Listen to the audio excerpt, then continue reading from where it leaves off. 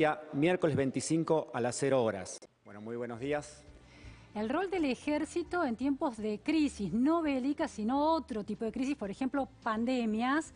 El ministro de Defensa, Agustín Rossi, anunció que las Fuerzas Armadas van a producir alcohol en gel, porque la otra epidemia es la del el desabastecimiento, el modo en que la gente acapara, especula con la posesión de esos elementos claves en una situación como esta. Alcohol en gel, barbijos, para, bueno, darlos de forma gratuita a las instituciones que lo necesiten y a la gente. También camisolines y cofias para el personal de salud. Además, se planea montar hospitales de campaña. ¿Cuál ha sido el rol de las Fuerzas Armadas del Ejército a lo largo de la historia? Estamos con el historiador Germán Soprano. Muchísimas gracias, Germán, por estar aquí. Gracias, Luciana, por la invitación. Germán es doctor en antropología social, historiador y un especialista en esta institución del Ejército y su rol histórico. ¿En qué momento de la Argentina el Ejército no fue solamente una fuerza bélica y fue también una institución solidaria con los problemas de la Argentina?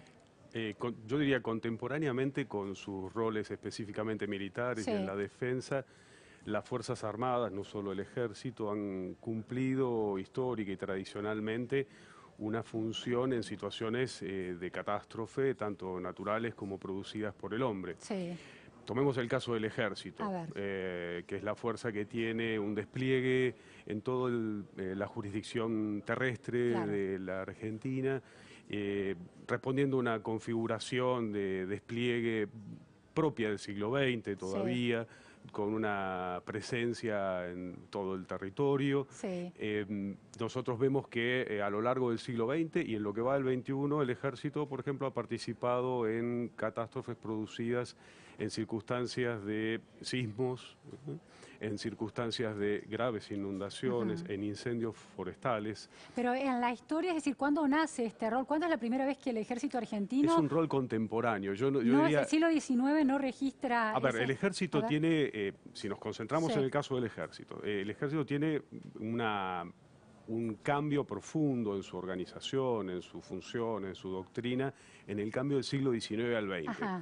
Eso no implica que, obviamente, no existan continuidades en eso, pero sí hay un fuerte cambio que da origen a lo que podríamos llamar como el ejército moderno. Ahí en ese cambio del siglo XIX al XX, ¿no? Con la creación de una serie de instituciones que tienen que ver, por ejemplo, con la creación de la Escuela Superior de Guerra, la definición de la carrera de oficiales, suboficiales. ¿Eso cuándo sucede? Eso sucede aproximadamente en el año 1900, si queremos poner un curso. Entonces, si nosotros tomamos ese hito, lo que vamos a encontrar es contemporáneo. ¿Por qué? Y esto porque, yo diría, el Ejército...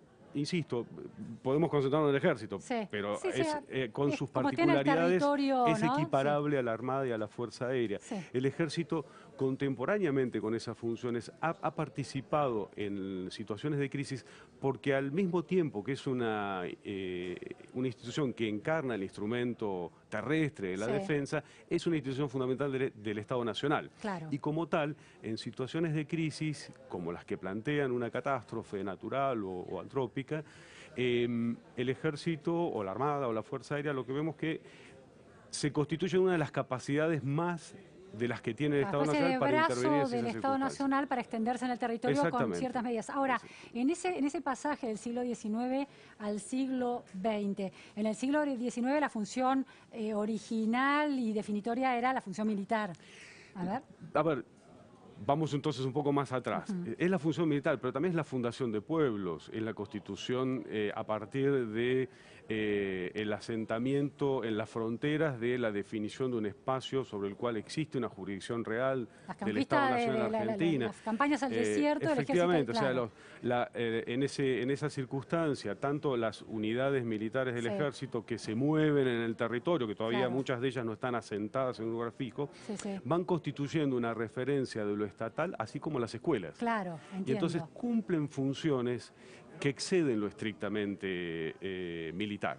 Dentro de la concepción de esos años, de la generación del 80, un poquito antes, es una especie de mano civilizatoria del Estado, por lo menos en esa concepción. Es un instrumento desde la concepción de las clases dirigentes de la época, es un instrumento, Yo, a ver, no me quisiera arriesgar a avanzar más en el siglo XIX porque hay colegas que conocen muy bien y trabajan ese periodo y me atrevo solamente a formular generalizaciones. Pero... Ahora, ¿por qué la Escuela Superior de Guerra implica, como señalás, implica un cambio en el modo en que se concibe ese ejército? Bueno, es un acontecimiento importante porque en la Escuela Superior de Guerra lo que muestra es que se define una institución específica que va a formar a los oficiales de Estado Mayor, es decir, los oficiales que van a asesorar a las conducciones superiores del ejército, y entre las funciones que tienen de asesoramiento tienen funciones que, como lo podemos ver a lo largo del siglo XX y en el siglo XXI, es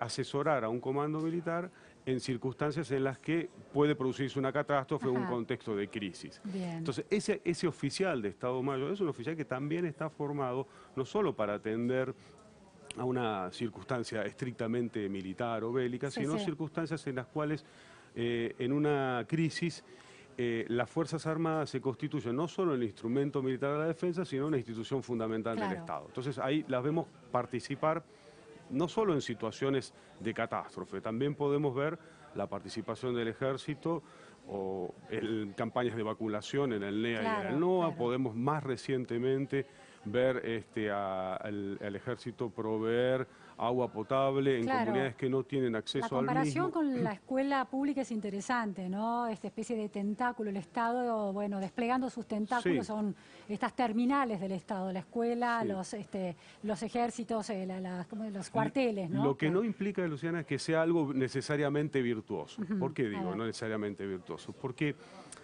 yo decía, las Fuerzas Armadas son instrumentos de la defensa, y ahora me gustaría por ahí definir qué se entiende por defensa, y también son instituciones fundamentales del Estado.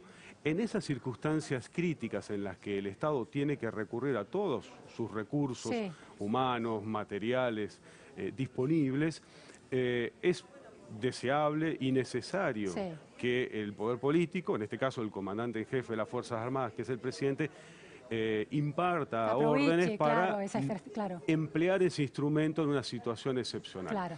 Pero la legislación argentina vigente en democracia, y ahí marco dos grandes hitos, que son la Ley de Defensa Nacional del año 88 y la Ley de Seguridad Interior del año 1991, con sus reglamentaciones hasta el día de hoy, prescriben o definen a las Fuerzas Armadas como el instrumento militar de la defensa. ¿Y qué sería ser el instrumento militar de la defensa? Bueno, la Ley de Defensa, cuando define el instrumento militar de defensa, piensa que la defensa supone la integración y la coordinación en el accionar de todas las fuerzas de la nación cuando en la solución de un conflicto se empeñan a las Fuerzas Armadas de modo... La solución del conflicto que presenta una hipótesis contra de conflicto una amenaza externa. Externa, claro. Contra una amenaza externa. Es decir, por eso, es un antídoto contra el uso de las Fuerzas Armadas para la represión interna. Exactamente. ¿No? Es decir, la Ley de Defensa Nacional y la Ley de Seguridad Interior distinguen muy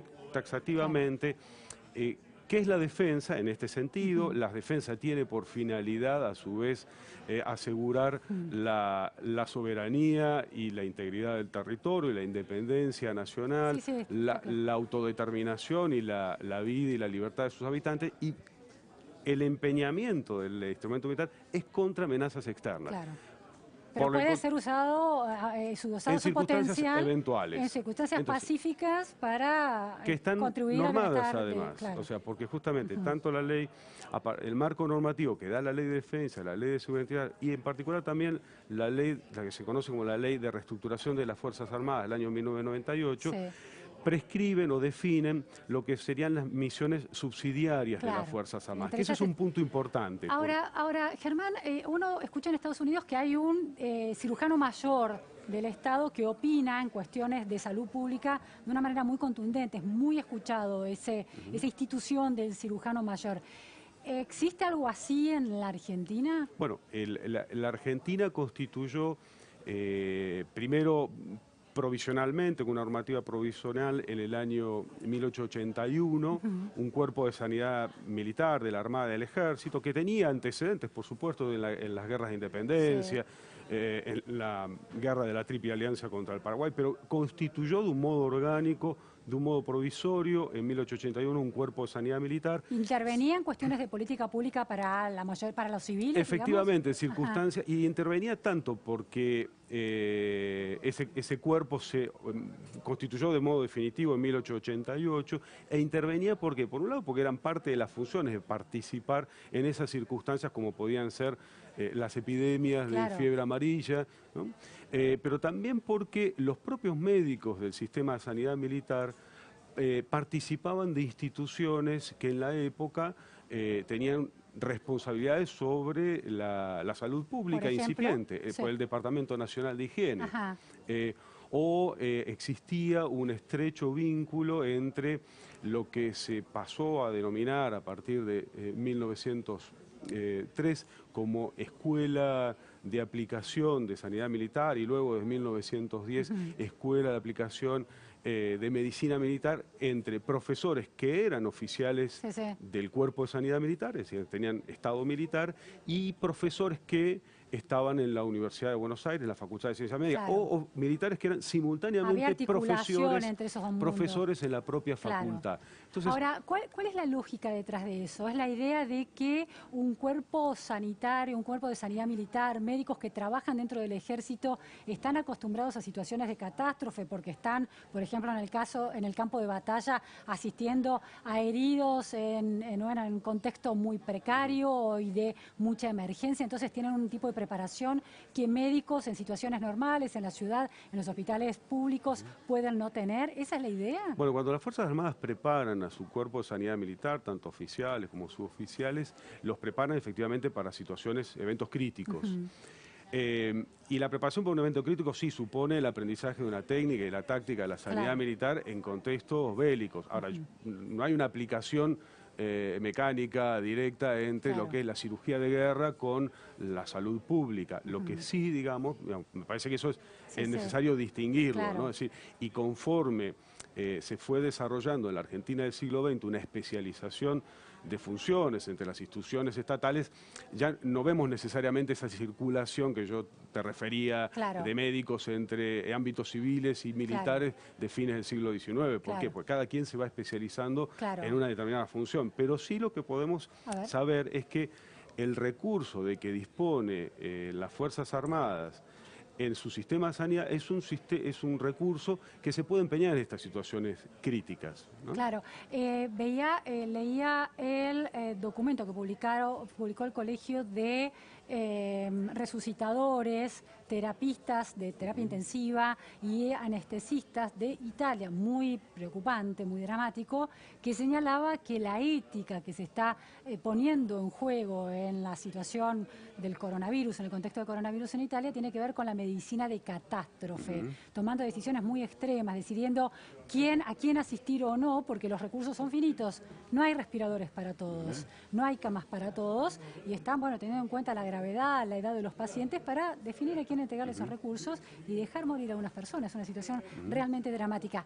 Ese tipo de decisiones son las que intervienen en la preparación y en la educación de médicos de la sanidad militar. Sí, es uno de los aspectos. De hecho, la participación del Hospital Militar de Campaña en la misión internacional de paz de Haití, del cual la Argentina tuvo una contribución fundamental, en esas circunstancias donde de lo que se trataba era una misión de mantenimiento de la paz, en unas circunstancias muy difíciles. ¿Después del terremoto esto o en qué momento? Después del terremoto, sí. Efectivamente, la sanidad de las Fuerzas Armadas cumplió un papel muy importante en la atención ahí a la población civil. Qué interesante. Entonces, ¿de las Fuerzas Armadas de Haití o hubo enviados de Argentina? No, de la Argentina, es decir, el personal argentino del Hospital Militar, digamos, que se instaló un hospital de campaña allí de las Fuerzas Armadas. Entonces, a ver, quiero señalar con esto, es decir, es un recurso fundamental como parte de los recursos que tiene el Estado. Ahora, permitime que vuelva sobre este punto, digamos, como especialista. Ese recurso no es un recurso para echarle mano en cualquier circunstancia. ¿Por qué? Porque en verdad, digamos, el objetivo principal para el cual el país debe tener en el marco normativo que tiene actualmente la Argentina, es para el cumplimiento de su misión principal. Y esa misión principal es la defensa externa, contra la agresión externa. Sí, sí. Digo esto ¿por qué?